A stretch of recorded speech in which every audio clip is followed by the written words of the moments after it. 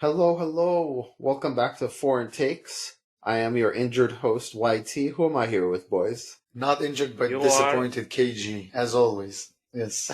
Yeah, This is a given. and Big Lev Yeah. here, tuning in from Florida. Mr. Miami. Instead of Big Love, we should just nickname you Mr. Miami now. No, not quite Yeah. yet. Yeah, Mr. Miami adjacent. All you need is a pet Garrett. Gator, Yeah. not Garrett. Gator. That's all you need. You can name him Garrett. Oh my goodness. Garrett the Gator. That's actually a good Yeah. name. Garrett the- GG, man. GG. GG. Oh my goodness. What are I we going to talk do. about today? How do you get emotional support designation for Gators? I think we need to discuss that. Mostly, Premier League, another spicy. That's a spicy meatball. That's one other, great week of football. Actually two tours in this 1 week because we had the midweek games and then we had the weekend games and cool stuff happened for some, not so cool stuff for others. And definitely not for 50-50. others. Yeah, 50-50. 50-50 In this over here. room, 3369. It's quite unfortunate. We also Oh my cover goodness. Serie A and the Bundesliga results because there have been some interesting games. We can also cover a little bit of La Liga, and Barcelona got smashed by Girona, by Man City B, let's or Man go. City Espanyol, how do you want to call it? But Yeah, truly. Let's start with, on a happy note for one of the three of us, which was Crystal Palace 1, Liverpool 2. Back on top of the league. Guys, can we say title charge? Yes, Is it time? we can. I don't know why some fuckers are like, oh yeah, I'm still not convinced. Like, fuck you if you're not convinced. Okay? This is a interesting year, and we should be, happy that there are, 3 horses at least in this race. 4 if you're including Aston Villa, right? But Yes. I don't know what else. It's almost Christmas. It's almost Boxing Day. Usually someone who's on top of the league there, 50% of time they win it. So it's interesting. Definitely, this is the kind of games that championship contenders win, even when they're playing really badly. Because that's what they did, right? For the first 5 minutes, 76 minutes, we have to be honest. Terrible. They played terribly. Yeah. And yet you look at the score and you're like, how the hell did they get this win out of the hat? I mean, let's turn the clock back a little bit, because remember, we're not only discussing this weekend, we're also discussing midweek. So midweek 2-0 against Sheffield away. Also pretty ugly game. Goals kind of they came to us, but we didn't create a lot. Sheffield were super dangerous on counterattack. They looked good. They looked better. And then here it was basically toothless, not even a shot on target until Ayew got sent off. Then the game completely flipped. But those are 2 hard away games that Liverpool last season couldn't pull out. They were very bad against newly promoted teams. They're really bad against, if they're not playing well, they would have lost. But Truly. This year they could pull it off. I have to give credit to the man of the hour. I feel like people are kind of not talking about it a lot, but Salah is just amazing. Even when he's not having a good game, he's impacted every single game I have watched for Liverpool. Yeah. He's either assisted, scored, or had a hockey assist. He impacts every single game. It's unbelievable, his consistency. Truly. 100 goals for Liverpool. Worth it. Truly deserved, right? He's a legend. You wouldn't expect that when you knew that they were signing him from Fiorentina and Roma. You would expect to be another Aquilani. But I mean, my guy 30 plus goals and assists every season. Yeah. I mean, Alberto Aquilani had in his entire career, 30 goals and 30 assists. Yeah. So it's good for Crystal Palace, though. Ayew screwed them, right? Because they were in complete control. They were in cruise control, winding down the game until Ayew's stupid second yellow card. Yeah, they're in general they are just on a bad run right now. Yeah, you can see that they have a game, they have a game plan. They should have won against Luton a couple of weeks back. They were playing relatively good football. They have the talent. It's just I don't know. It's Roy Hodgson. I mean, you can't expect much from the guy. I mean, he can pull over a win, but then it's just one of those teams. They're gonna have a bad run when they lose a couple of games, and they're going to go on a good winning streak and finish 14th or 13th. It's just what Crystal Palace is. That's mid-table. That's where United is going to be in 5 years. Yeah. On their way. I have to also do one shout out is Alisson is just, I don't understand how he does some of these saves. That was a crazy save that he pulled off. Amazing. He's always in the right space. Like whenever he quote unquote gambles, he's always gambling correctly. Like there's something there. I don't know what it is about his body language or his ability to read body language or whatever he does. He's always in the right space. Like it's just, he's just unbelievable. I don't understand how he does it. Yeah, it's just truly remarkable. That's kind of a difference because remember the 4-3 against Fulham? Like 2 of the goals considered there, like none of the goals considered were really Kelleher's fault. But for a couple of goals there, I think the first and the third one, I was like, a world-class keeper would have saved that. A world-class keeper would have had it at 4-2 instead of 4-3. And that makes a difference. And that makes a difference in a game like this, where the first save, and then I think Anderson would have been called offside at the end, but that save was also incredible. Yep. That kind of keeper is worth 10 points at the end of the year.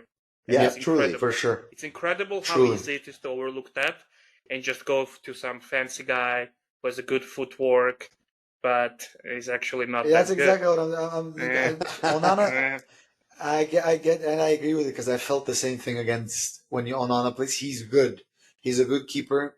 He's not a bad goalkeeper. It's just he plays with his feet, but then he doesn't have like those super saves, and sometimes he's just rocky. So you can see he's not a world-class goalkeeper yet. He may be, but I doubt that he's going to be a world-class goalkeeper. I mean, Alisson truly is the world number one in many ways, right? The combination of his reflexes, like skills, and his playmaking, I think you can just admit, like, amazing. Sheer presence, like having him in goal, like it's going to be tough. A tough day to score against him. Every time I see the one-on-ones, you can see I don't want to say fear in the striker's eyes, but in a one-on-one, I can almost always back Alisson to save it. It's crazy. Yeah.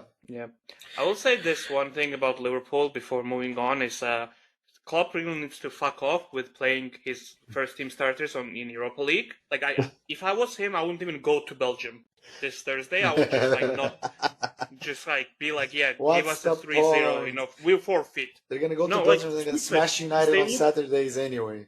They looked so tired, man. They looked so tired. Against Sheffield, they had a big run of games. They had a run of games where they had to play fucking first game on Saturday for some reason, even though they had Thursday and then Wednesday the last 2 weeks. But he also has to really give people a rest, because you know why we looked also so toothless? Because Szoboszlai was really tired. He was completely different from himself a month ago, where he was all over the place chasing everything. He was tired. Salah was kind of tired. You could see that the energy was not there. The energy that Liverpool has in these games usually. So agreed. We are already top of the group. There's nothing gonna change. Just send all kids there, man. Now that it's guaranteed, and especially that it's United on the upcoming weekend, I think we're gonna see the most substitutions he's done probably the entire season. Yeah, you don't have to even train hard for United by the time.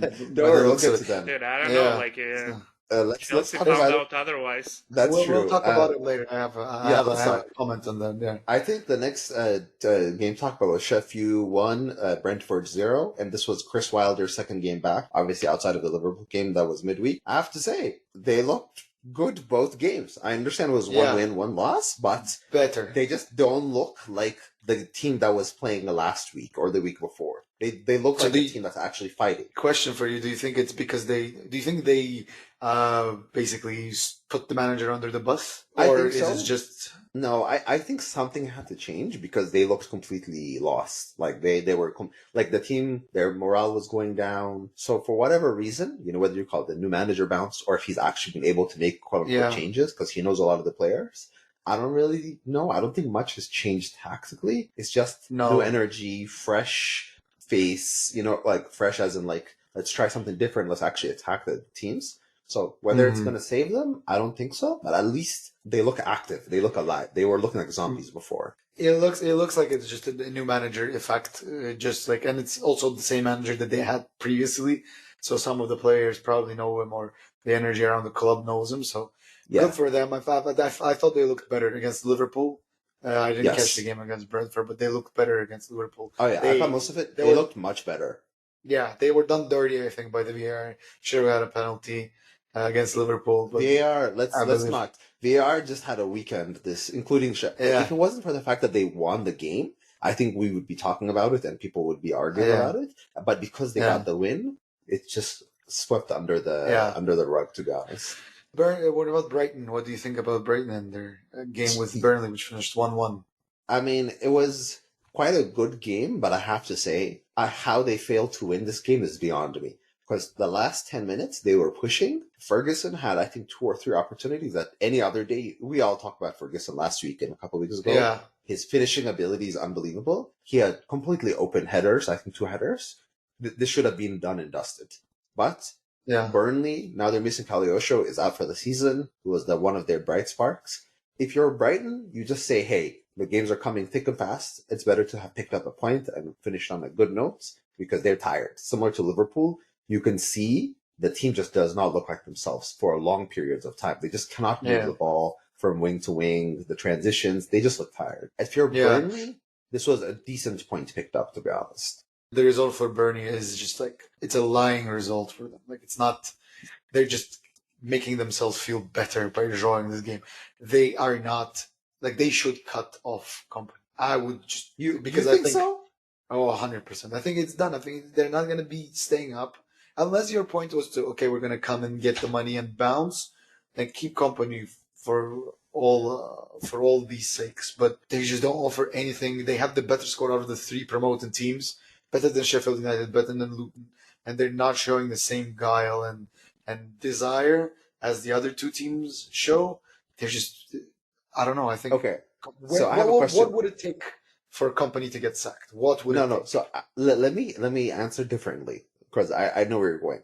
So let's say they both all 3 of the teams get demoted now. They go back to the Championship. Sheffield, Burnley, and Luton.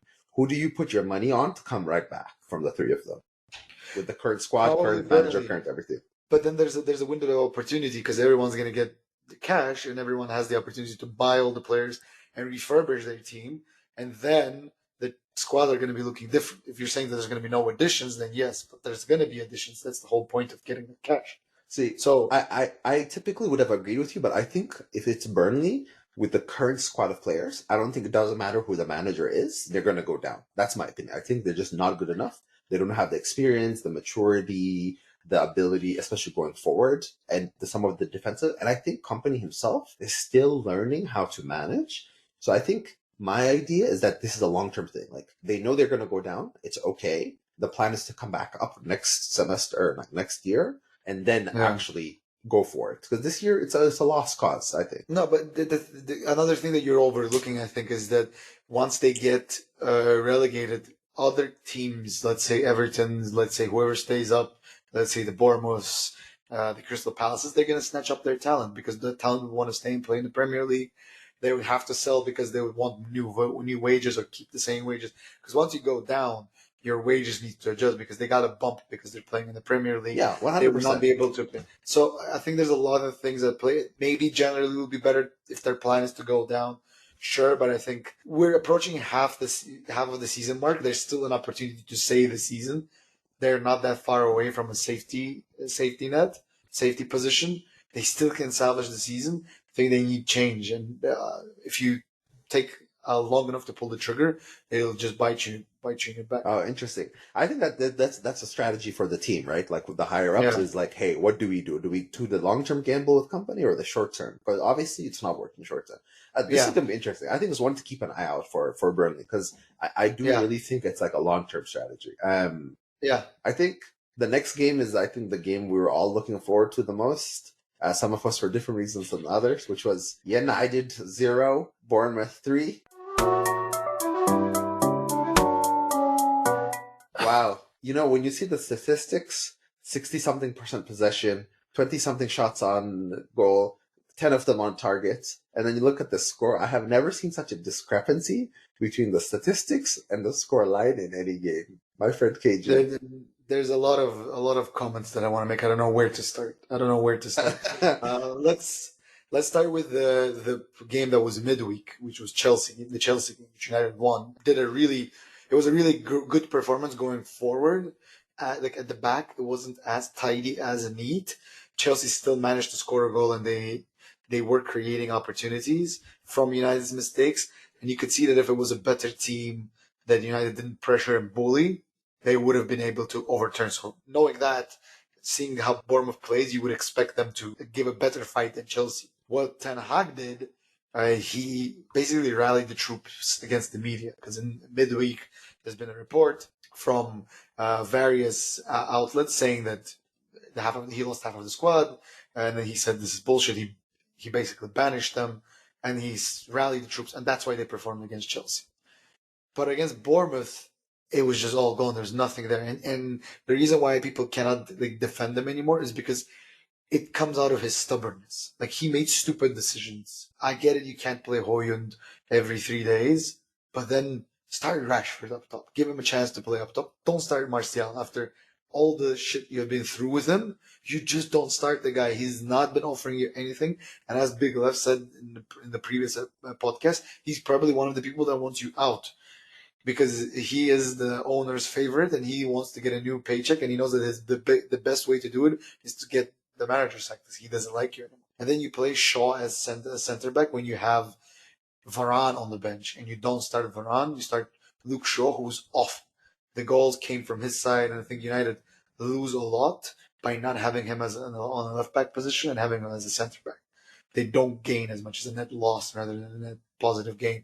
But it felt like Bournemouth were attacking it on purpose. It felt like it was targeted attacking down the left United wing. Oh, exactly. And they knew, because it would be a problem. They knew that Luke Shaw is a great CB. It's a great idea. Like, I've seen a lot of comments from United fans going and saying that, oh, but he played amazingly in that position last season. Yeah, it was all new and brand new and fun and unexpected, and people didn't know what to expect from it because he was doing good. So they didn't figure him out yet. Now they figured it out. They know that he has his weaknesses and he's not a proper CB. So of course they're going to be attacking that flank. Of course. And all the attacks, all the goals came from that left spot, left-sided center back spot. A lot of pundits gave him a good shout out against the Newcastle game when he played as a centre back as well. I thought that he was rubbish against Newcastle. Not rubbish, but Maguire definitely pampered all the cracks that he had. And just because there was an English duo, obviously the English media was like, they played amazingly. Those are the two players that would give them any credit. But yeah, just at the end of the game, Ten Hag he was shocked himself. You could see that he was standing there and going like, what the fuck? You had all the ball, you had all the chances, you just couldn't shoot, you couldn't score, and then you got punished because you were sloppy at the back. It's like they say, one step forward, two steps back. And he looks like a dead man walking, but he has time. Fortunately or unfortunately, he's not going to get sacked. Here's my question for you, though. This actually reminds me in many ways of Arteta's first season and Klopp's first, I would say first season to first 2 seasons is like, he can only change so much, right? We all agree. So he's made mistakes, right? Tactically, some of the arguing with the team, with the players. But the truth is, like, this can't be just his fault, right? It's obviously the players have lasted 3 different managers. There's something more core wrong. Klopp was able to rotate the team, recycle everybody. Same thing with Arteta. It's just like, someone has to do it at some stage at United, right? You have to get rid of the Martials of the world and restart this squad. So, what's the point of getting him out now? No, there's no point in getting him out. And the problem is, the point of getting him out is if the players stop playing for him. But how long are you going to take the loss until you just give in to the players at the end of the day? Because there's still half a season to go.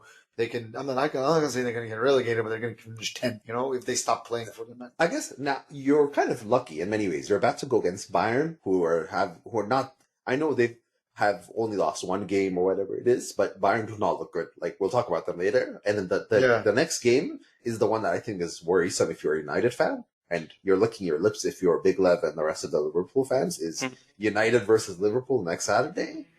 I'm not even tuning into that. I'm just gonna know that it's gonna be a loss. I'm gonna watch it, but for the podcast's sake, but not for my mental health sake. Yeah, because they're about to be a good result. They're going to destroy them, right? United's defense against Liverpool's attack is the worst combination to have if you're especially United. Especially that's gonna happen because you're not playing Varane. You're not playing your best center back. you can agree or disagree about what Varane should do or he shouldn't do, but everyone can agree on one thing: Varane is the best center back at that club. He is the best center back by ability, by experience, by everything. And there's a reason when you have a fight with Cristiano Ronaldo, people can understand why, because you want a player who presses, he doesn't protect. There's a reason to it and why he did it. But with Varane, it is illogical. It is illogical. Yeah, you break down, but he's still the best center back that you got. You have to play him whenever you have the opportunity because he gives you class. He lifts your defense up, and you're not doing it because of your stubbornness, and that's going to cost you. And all the players know that it's going to cost you. I mean, if you're, I'm not gonna lie, if you're a Salah, you're just looking at the left side of the United defense and saying, 200 goals is nothing. I have the opportunity to get to 205 in a single game. Truly. And also, in terms of the game, I wouldn't go that far. I think we might be a little bit a victim of the recency bias, where like recently Liverpool has been destroying United. I would say like it's still a big derby. So let's see. I'll say this. I agree. I like that Big Love is being very like optimistic here from the United side, but I think the problem with the United side is going to be it's going to be an important period for Ten Hag because he needs to make a tactical decision what he's going to do, and it's going to be testing him as a tactical manager at first. And for the first time after a long period, because before that he was like, "Oh, I'm playing this way, and if you don't play like this, I'm going to put Shaw as a left center back because he's a left-footed center back, and I'm going to play Amrabat as a left back because he's good at tracking back and he's fast-paced." But now he's going to have a tactical dilemma because Bruno Fernandes, the little rat face, the little stupid piece of shit, knowing that he can miss a game, got a yellow card against Bournemouth on the 87th minute.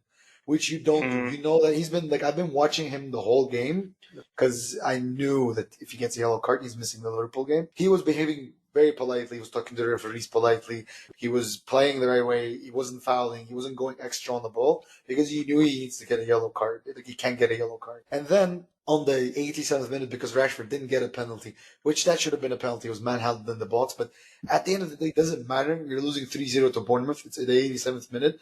Even if you score a penalty, you're not going to magically score two because it's just impossible. You haven't been playing to muster one opportunity throughout the game. So what's the point of you freaking out at the ref and bursting out? Because he's immature, obviously. He wasn't mature enough till the 87th minute to not do it when you were losing 0-3. Right? We agree. We agree he knew what he was doing. I agree. I think that he knew what he was. I think that subconsciously he was immature to the point, not that he burst up and he was like, "Oh, what am I doing? I lost my head." Not that. I think he was immature to the point. I'm losing 3-0. These players are shit. I don't want to play a game against Liverpool. I don't want to lose 7-0. I don't want my net to be put through the mud. I'm going to get a yellow card. Exactly. He didn't want the smoke from Liverpool. And I genuinely do believe 100%. That. And that's why I'm like, I agree with you, KG. Big Lev is underplaying this because if this progresses the way it's progressing, this is going to be bad for Ten Hag. Like, this is just this. All the signs are not good right now, so something better change, especially if they lose to Bayern on Wednesday. Yeah. Even if they win, the thing is, if they win Bayern and they don't go through because Galatasaray or Copenhagen won the game, because they're not going to go through, they're going to go to the stupid Europa League. But at least it's going to be like a fight and some guile. The thing is that what he did with the Chelsea game was this cry of like, let's do this, let's play for us, and then it just lasted for one game. I don't know. He needs to figure out something because he doesn't have Bruno Fernandes anymore. And what is he going to do? This is going to be a test of his coaching ability and managerial ability. I'm only going to watch it from that. I don't expect United to beat Bayern or beat Liverpool. I'm going to predict that it's not going to be a 7-0. I think it's going to be a 3-4-1 win. Yeah, that's fair enough. My expectation. But before we move on, what I'm looking forward to is the Scottish Maradona trying to destroy Dominic Szoboszlai and McAllister and Endo. He's such a frustrating player if you're a United fan because like Bournemouth midfield just like strolled past him, but then he comes out and scores like 2 goals against Chelsea. So like every United fan I talk to, they're like, "Fuck McTominay." Is just like if you have him, your midfield is just gonna be a walk in the park. Yes. He's an impact sub. He should be an impact sub because the goal that Bournemouth scored for the first one, YT, you mentioned it in the sub. Oh, it's 100% his fault. It is like, how can you be a central midfielder player and not understand? It's a mistake that I do in pickup because I'm cast the ball comes in, and I just instead of making a step forward and accepting the ball, I just put my leg out and be like, I'm gonna get it. Like, I'm just gonna stand here and my legs are gonna reach there, and then someone just flies past me because they wanted more. Essentially, Yes, they wanted the ball more. He was lazy, and it wasn't on the 70th minute; it was on the 5th minute. So he's just lacking the basic necessity skills, and he just has a good shot. So he should be a impact sub. And the thing that I fear most is that he's gonna start against Liverpool as a central attacking midfielder because there's no other options. It's Donny van der Beek or him. You have triggered my man. You have triggered my man into collapsing here. Yeah. Oh my god! All right, let's get his blood pressure down and raise my blood pressure instead. The next game was Aston Villa 1, Arsenal 0. Aston Villa continue their home record.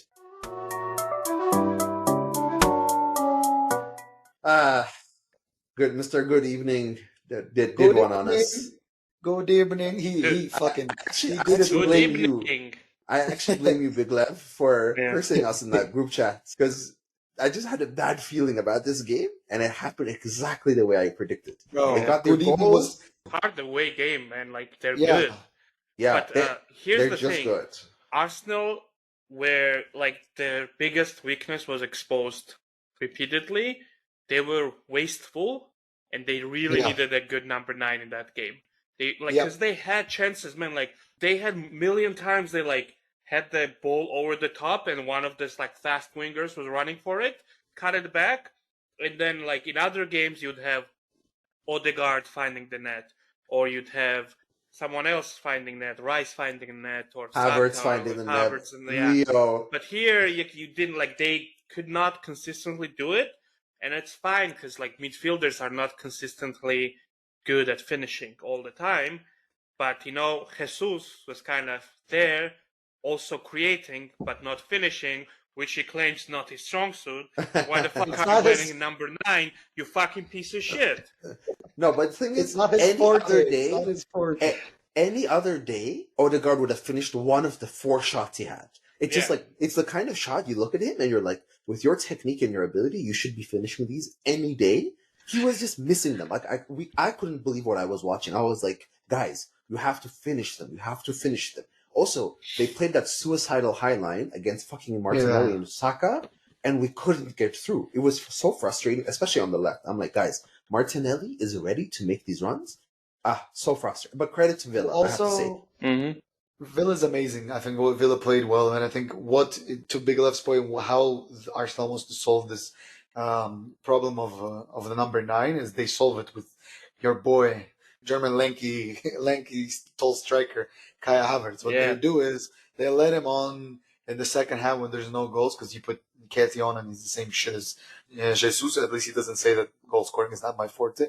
So they put him in the box and they cross it on towards him. They already scored like against Luton, against someone else, just at that end post.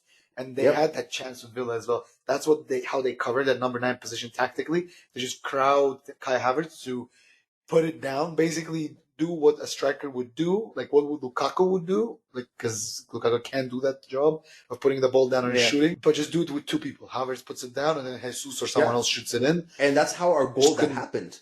Our goal that was disallowed, that was exactly what you said, KG, is Havertz just pulls in the defender. Something about his height and his size, even though he's not bulky, he's just he pulls, he's like the orbit. He has a gravity to him. Yeah.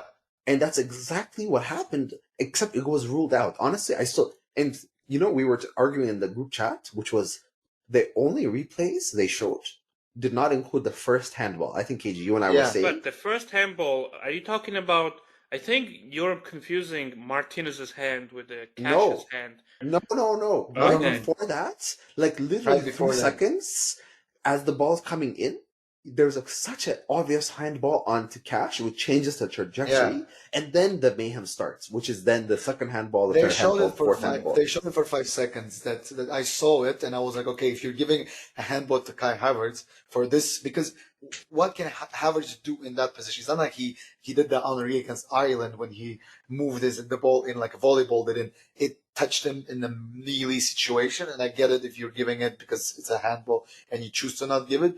But then if that's a handball, 2 seconds before that, when the cross was coming in, and essentially before it came to Havertz, it jumped off of Matty Cash's hand and it went to him. And I was like, okay, if you're giving that as a handball, then just roll back at 3 seconds ago. It touched Matty Cash's hand, and if it didn't, maybe it didn't touch Havertz's hand. Then it's a penalty. Exactly. How about you give it a penalty? Yeah. Yeah, the ref was very clear. And the last thing was the Diego Carlos elbow. Like, he elbowed Nketiah while they were I don't know if you guys saw this, but in the replay, it's so obvious it's on purpose.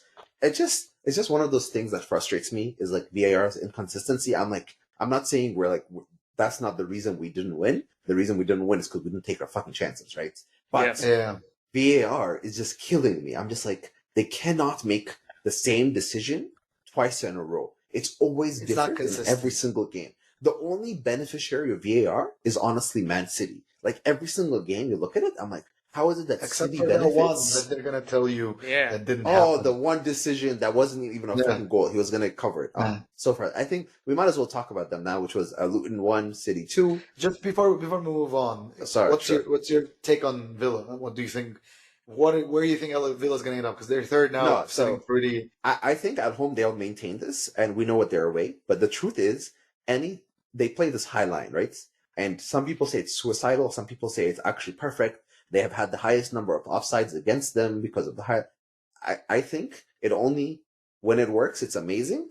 But then when it doesn't work, and there's the right team with the right midfielder who just keeps on unlocking the defense, when you have fast wingers, I think they're going to get destroyed. I think that is the thing, is like, I want to see Aston Villa do this against Liverpool more than any other team. Yeah. I think like a team like Liverpool, who would love, if you have, imagine Darwin Núñez with the 40 meters to run into, with Dominic Szoboszlai feeding him, with Salah feeding him. So I think it's like, Villa's going to do well. We did beat them 3-0 at home. Yes, and it should have been more, is the truth. Yeah. I remember that game very clearly. So I think Villa will be fighting for the European spots all the way to 6th. I think they're going to have a dip. But I think this is one of those unsustainable things, similar to Spurs we were talking about early in the season, where they were winning, but there were games where you're like, you should have conceded 5 or 6 goals, but you still won. I think that's how I feel about Aston Villa, is my truth. Is like, I think they'll compete for the European, but this high line at some stage is just not going to work. It's going to get unlocked. I think their Conference League or whatever they play is going to catch up to them, and because they're going to go to the playoffs, and Unai Emery would want to get a cup, and I think that's where they're going to, starting New Year and after Boxing Day, I think that's when we'll see Villa dip. I think now it's a good run, but then when it's going to be constant amount of games, it'll just crack. I think personally they're going to get dipped down. I think they're still going to be in the top 6. They need to be. But the teams that attack, like the Liverpools, the Brentfords, the ones who have the ability to have pace through and decent midfielders, I think they are going to unlock Villa. Like, they're going to have the opportunity to kill them. Okay, next team I think was like Luton 1, City 2. I don't know what to say. I saw the Luton goal. It was amazing. Luton were doing well defending. And then you see the City equalizer, which was a fantastic finish. But it was just one of those things. I don't know if you guys saw it, but for the viewers who haven't watched it, I believe it's Rodri basically breaks into the box. The defender beats him to the ball, hits the ball away, and then Rodri takes the defender out. The ball lands perfectly to Phil Foden, who curls it into a goal, 1-1. I just don't understand how VAR did not intervene. It's like Rodri lost control of the ball and then takes out the center back, who would have been the one blocking the shot. I mean, they were in Saudi Arabia yesterday. Of course, they were too sleepy from all the jet lag. No, they had the talk. They got the talking to from the last time. How dare you? Haaland thing, they're like, hey, what is this shit, guys? Not us. Everyone but us. Shocking, truly. It's Man City, not Man United. Man City. That was the conversation. It's just frustrating. It's just frustrating because I'm like, why do they need any more help? But the one thing I have to can we talk about City and Rodri? Okay, we all agree Rodri. Can we talk about right? City and Pep? Because I think we need to talk about both games in this context. The game they played against Aston Villa midweek, again, Villa beat them 1-0, similar to what Arsenal, the result against Arsenal. And the difference was Rodri. Rodri wasn't available in the 2 games. And Pep cooked for that game, for this. Yeah, no, really. How can you spend this much money and not have a sub defensive midfielder for Rodri? He has a sub defensive midfielder. He has 2 of them. One who he hates for some reason, and would just like. And that guy, fuck him at this point, because he had a chance to go, but he clearly cares more about the money. I'm talking about Colin Phillips. He's fat shaming him. He hasn't played a game, man. You're a little porky.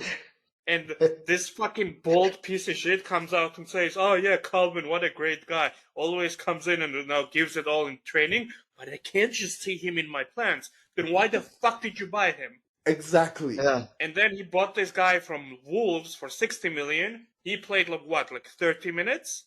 No, Yeah. no. This is because it always has to be about him. Have you watched Breaking Bad? When Heisenberg goes Yeah. like, no, this whole thing is about me. That's what Yeah. Pep is.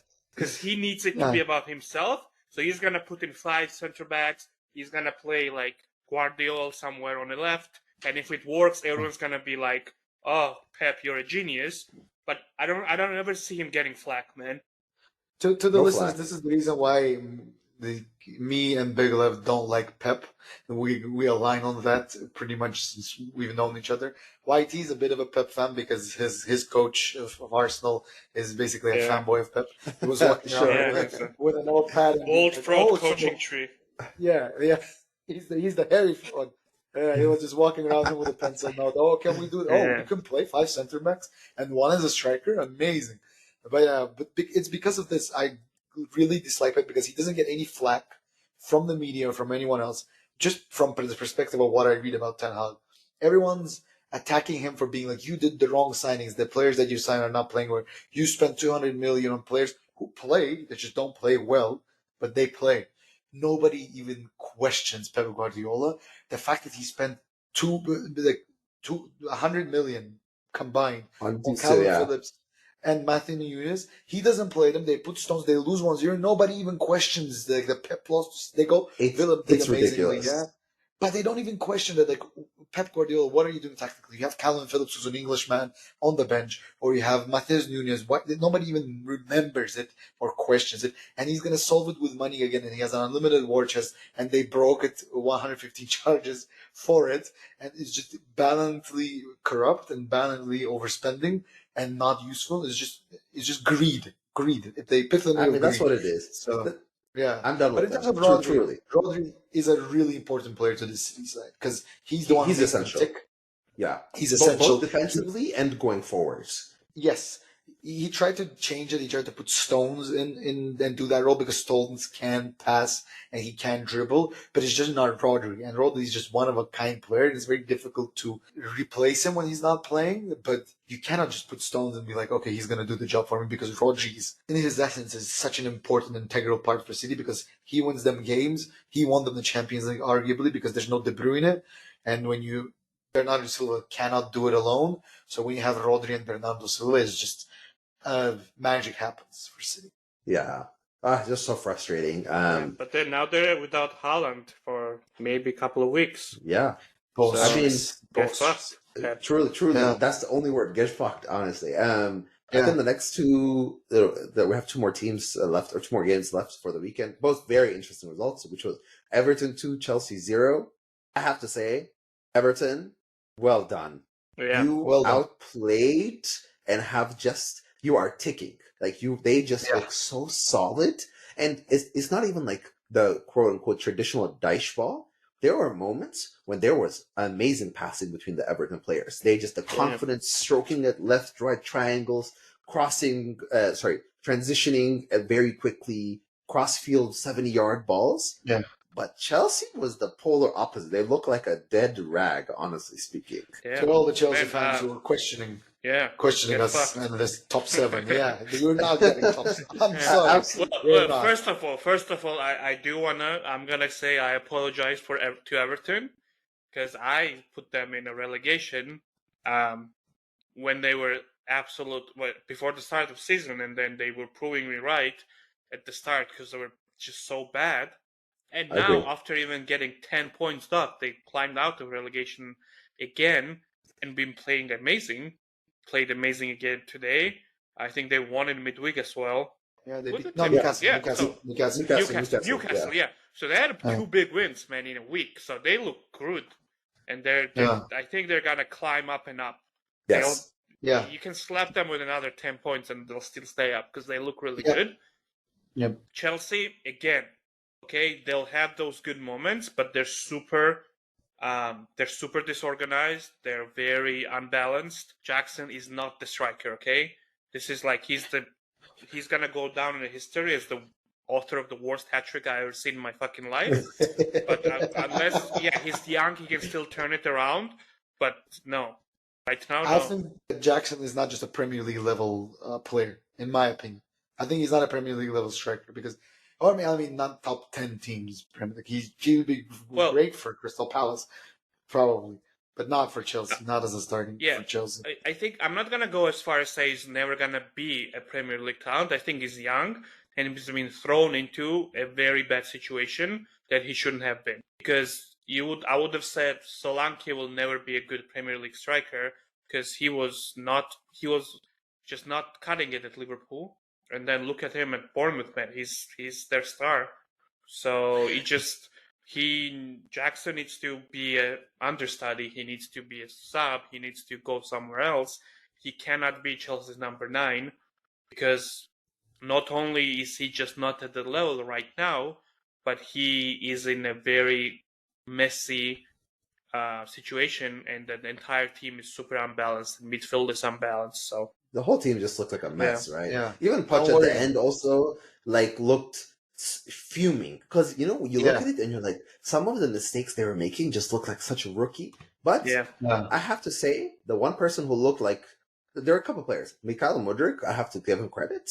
It was trying, like there was something. He got past his defender so many times while he's so electric, but he would cross and there would be not a single Chelsea player finishing off the ball. It was so fucking frustrating to watch. And the other kid I have to give credit to is Cole Palmer. Does look like a good football player. Yeah. Like even in this game, he was the only one making shots. He was trying to make something happen. So they have some bright spots. It's just like as a team, they just look fractured as a team. It almost looks like they were put together by someone who's not a footballing genius and just clobbered together 40 players. Yeah, young people. Exactly. True. It just exactly looked like that. But I think Mudryk, as you rightly mentioned, I think he has the guile and the guts to be strong and grow. Everton they were better and they wanted it more. Essentially, that's what it boils down to. And Everton are looking great. I think I knew Sean Dyche was a good coach, and I knew that people should snap him up last season when there was remember a merry-go-round, who's going to get fired. Yep. And Everton acted first.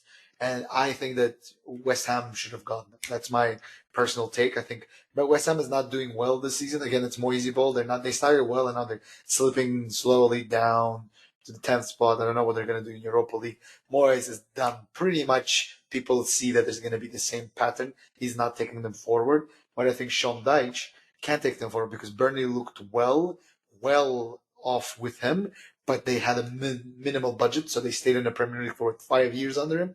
Now he came to Everton. They're playing a better version of the Dyche ball with better players. So I think Everton's going to be, if everything goes good for Everton, meaning they're not going to get another slap on the wrist, they can reinvest, they move to a new stadium, they get the new funding, and he stays as a coach, they may be competing for higher than top 10 positions, like 7. It almost feels like he will be the Moyes from the mid-2000s when Moyes had Everton competing for the 6, 7, 8 spots, and they were it feels like that same era. And anyone who wants to go back 10 episodes when I called it, when I said Dyche is not Burnley ball, Dyche ball was just because of what he had in his hands. I feel like there was more to him. I called it, and now we're seeing the fruits. Like, his teams can actually play football if necessary. He's a really good coach, and I was boggled, if you remember, end of last season, how nobody out of the relegation battles didn't fire their coach with 10 because last year it was very close. Remember the relegation battle? Yeah, until the last moment. And I was like, why don't you get? He's an amazing coach, and I'm happy for him. I'm happy for Everton. They're gonna survive. They're gonna do well. The other result was, I think, Fulham 5 or 4, West Ham 0. Yeah, 4-0, bro. 4-0. And I have to be honest, it should have been 8-0. It should have been 80-0. West Ham looked like my Sunday league team. The only person trying to do anything was Jared Bowen, who at some stage, you could see him trying to pressure, turning around, and there's 40 meters between him and the next midfield, losing his mind on the field. They just looked shit. Everyone was excited about West Ham at the beginning of the season because they got Kudus, they had this, they had that, but you have David Moyes as a coach, and you're not he is very much an outdated coach. He had his big break at United, he couldn't do it. he was asking Rio Ferdinand for tips essentially when he came to United, and that's when Rio Ferdinand said, "Yeah, that's when I knew that you're not going to cut it because you're relying on like basic advice from the players." From the So player, never gonna happen. West Ham, I think, is wasting a lot of money and time with him. So Yeah, we'll see. the last Premier League game we want to talk about was Tottenham 4, Newcastle 1. Spurs absolutely, after a very shaky first 10 minutes, they destroyed Newcastle. In all honesty, it was Newcastle are just too tired. they look exhausted. I have to be honest. Yeah. You're right, but the thing is, I mean, Spurs again. This is like how many? We've now said this for 4 months. They could have been down 3 or 4-0 and somehow end up winning a game. It was unbelievable. Yeah. Like the first 10 minutes, Newcastle should have been up by 2 or 3 goals easily. They didn't take their chances, and Spurs are just going to keep coming with chances. What's even more unbelievable is that Richard Nielsen scored 2 goals. That's the biggest mind-blowing thing to me. That's Ange Ball in action, baby. Yeah. He deserved it, is the truth. He did the chicken dance because he's so amazing, apparently. He scored 2 goals against him. But I mean, he deserved it. But I have to say, like, Spurs will make opportunities nonstop. It is something. It is semi-enjoyable to watch. Especially, I can imagine if you're a fan, at least you're not given this boring 0-0s. Like they just attack nonstop. But I just don't know if it's sustainable for a whole season to push for top 5 or a Premier League title. We'll see. I mean, they don't have Europe. That's the only benefit they have against Newcastle, against Brighton, against Aston Villa. Is seeing where they end up. I think both Brighton and Aston Villa are winning their group or like qualifying from their group. Newcastle, because of so many injuries that they have and the amount of players that they have, and they're just being knackered, I don't think they're gonna even go to Europa League. I mean, they're playing at home against Milan. It'd be better if they finished 4th and actually finish the season off strongly without any European games. The problem with Newcastle, not the problem, but the advantage that they have, which they can get it over the line, is they're playing at home against Milan, which is dead. But I think the experience can play a larger role than they can go through. But I think Newcastle, if they're not gonna have any Europe, they're gonna have that advantage over Tottenham. But if they continue in some sort of European competition, it's gonna be tough for everyone else compared to Tottenham. But they need some result. Big Ange needs some result because he can't be just all these vibes and all these things and finishing 7th. Fair enough. A change of pace. Speaking of change of pace, let's quickly touch on the Bundesliga, where there were some interesting results this weekend. So, Eintracht Frankfurt absolutely just ripped Bayern a new one. They smashed them 5-1, and it should have been honestly 10-1 as well. I have to say, Tuchel's Bayern, I know they're winning, they're the second place and stuff. They just don't look good. I don't know how to explain it. They just don't look good. Tuchel is not a good coach. I think he just got lucky with the Chelsea Champions League win, and then he's been riding that train ever since. What has he done? What has he done for me lately, or at all, except for the Chelsea Champions with Bayern? He won, and because Dortmund slipped up. He won it because basically Dortmund had the cup, took it and drove it to Munich. Okay, that was not a call. He almost choked away everything last year, so that's what they did. I agree. They just don't look good. Doesn't look good. I don't like his he. I think for me he goes into that bold fraud category of he always tries to make it about himself, but he's just not that good.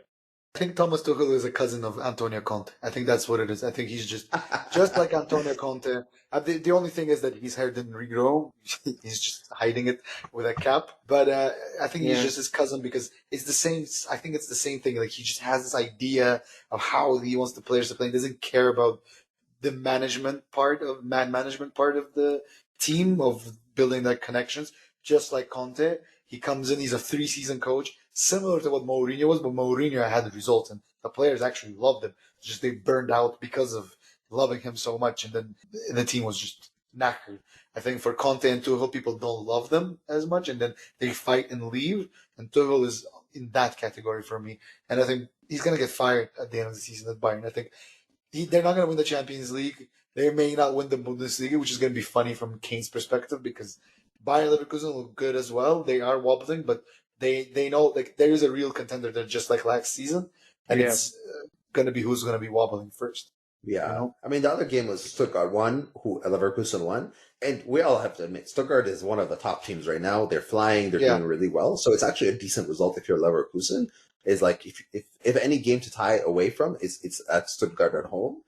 But I'm like, hey, you have to take advantage of every other wobble because Bayern will wobble. Like you have to take advantage this year. This is your chance to make sure Kane does not get his title and you get your first title in 90-something years. Oh man, if Kane cannot get the title with Bayern, just like I don't know.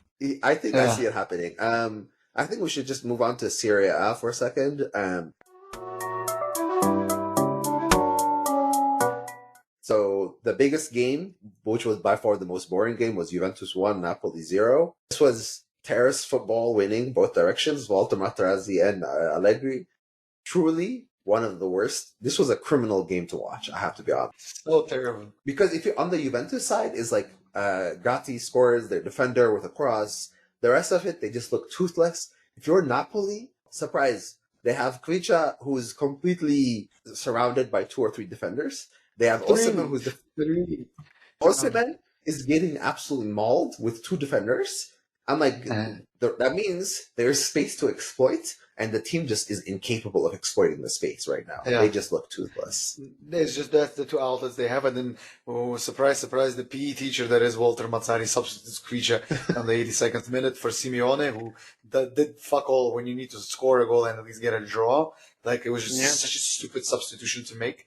And Juventus, they play such bad. Like I don't know, it's even worse than Mourinho's park the bus style. Like it's even worse than that because they play with 5 people at the back, 4 central midfielders initially sitting deep and close to each other, so there's no space to pass the ball in between the lines, and you can only hope to just like like that game to break down the game. You need a tiki-taka Barcelona where they're gonna pass around the ball, hoping that you're gonna step aside and then you'll find a space and you're going to put it in and someone's going to rush in and score. That's the only way you can beat them with because they gladly give you the ball and like do whatever you can to us. At home, they will literally give you the ball, wait for you to counter. And then they have 2 strikers, who's Moise Kean and Artur Milik. I think Milik was playing there. And they're also like very deep. It's not like they're waiting to run on a counter attack. They're just sitting right next to their midfielders. It's such disgusting football. Yeah. Honestly. I really don't want them to win Serie A, but like disgusting, as you said. But you know what? Spalletti, I think he knew something that we didn't. And he started on top. Yeah. I think he knew that he wouldn't have any money and that most of the money he had would go to sign the players he already had on loan to permanent. And those players didn't like, what's the guy? The Simeone? Coach, Rudy Garcia. Simeone. Yeah, No, Simeone. Like, why the fuck he's not doing anything, okay? He scored some goals, but it's not great. Yeah. So he knew the rest of the team just would not have it, and now everyone knows about Kvicha. Everyone already knew about Osimhen.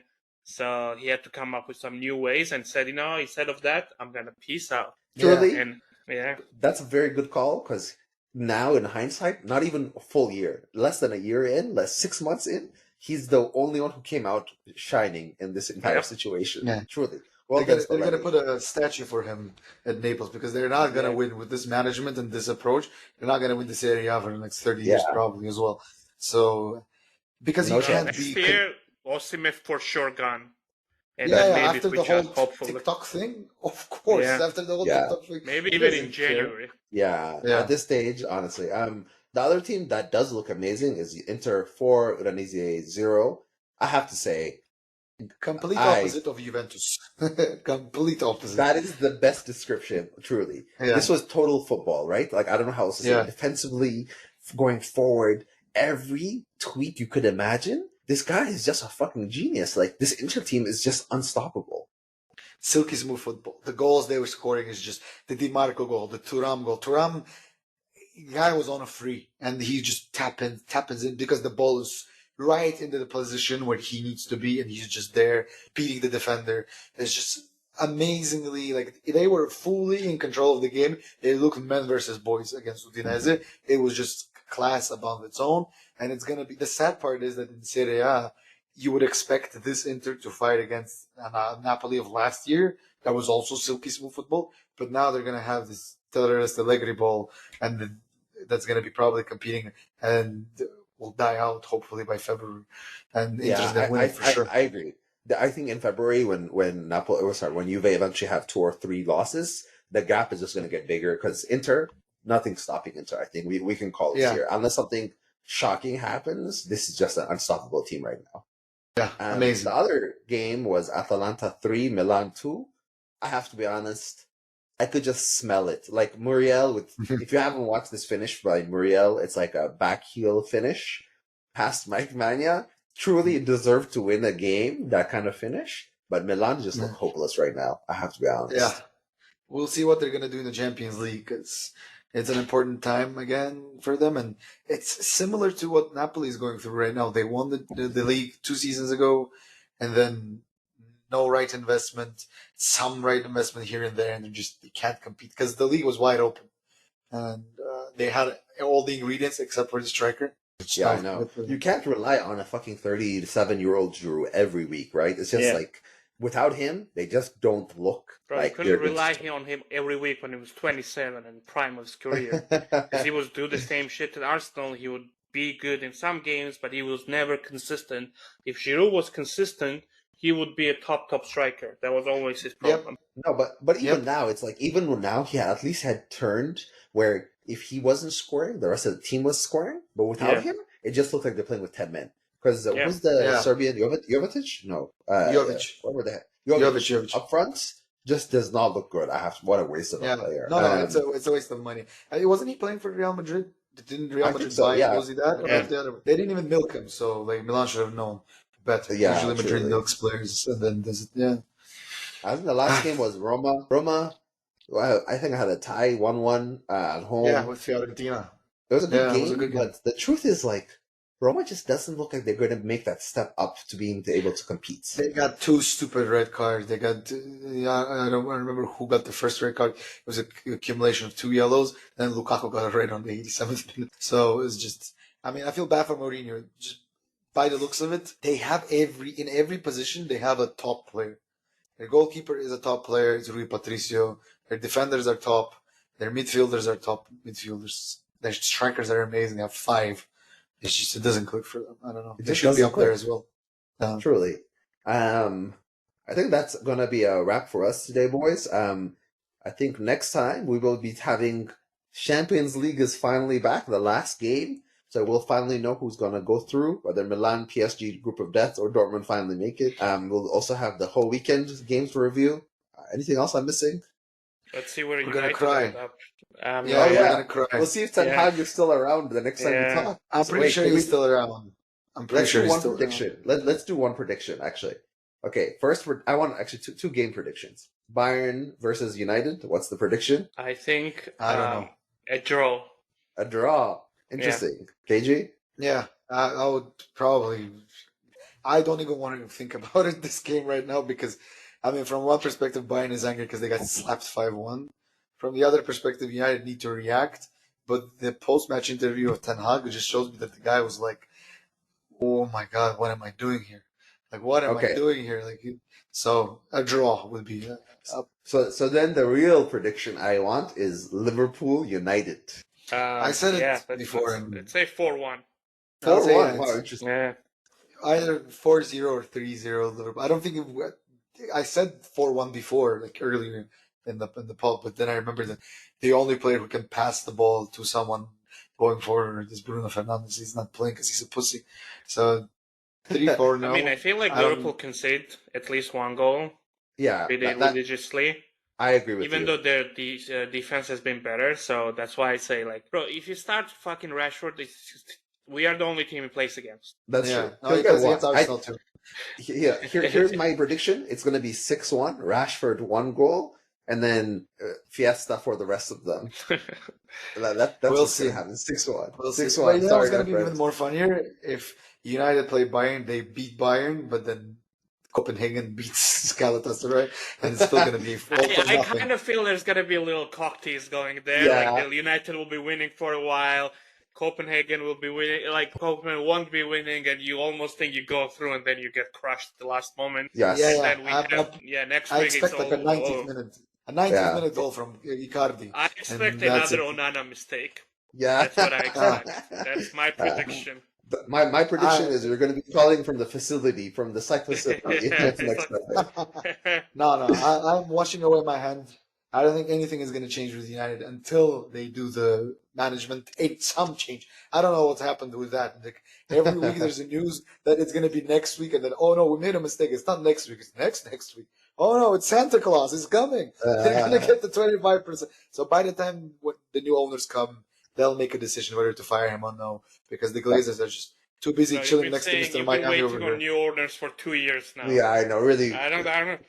Are these new owners in a room with us right now?